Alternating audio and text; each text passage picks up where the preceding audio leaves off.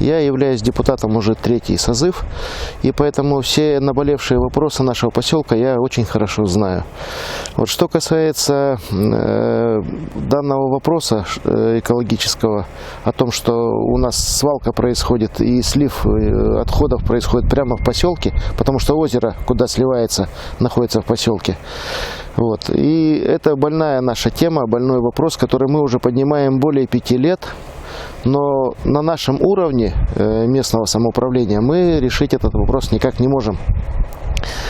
Потому что мы построили перерабатывающий завод, значит, привезли модуль, который перерабатывает очистные сооружения, стоит так, который перерабатывает примерно 200 кубов отходов в сутки. Но это никак не удовлетворяет потребности нашего поселка, потому что у нас получается больше, если брать весь частный сектор и административные здания, получается больше 600 кубометров отходов. И получается, несмотря на то, что экология запретила нам сливать отходы в озеро, которое находится возле поселка, но у нас просто нет другого выхода. Мы же не можем их лить прямо в реку. Поэтому единственное место, куда на данный момент можно остатки тех отходов сливать, это только озеро.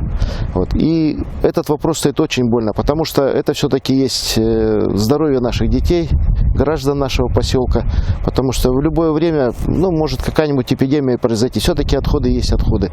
И я не знаю, мы уже в какие двери не стучимся, но решить этот вопрос никак не получается. И поэтому мы хотим, чтобы благодаря газете РК поднять этот вопрос на то, чтобы нас все-таки в конце концов услышало правительство и решило, помогло нам решить этот вопрос. Хотя задача, конечно, здесь она не такая сложная. Это всего лишь надо еще 3 модуля к нашим очистным сооружениям, которые увеличили бы объем перерабатываемой этих фекалий примерно до 800 кубов. И так, с учетом увеличения роста нашего поселка, то это было бы на данный момент было бы решением этого вопроса.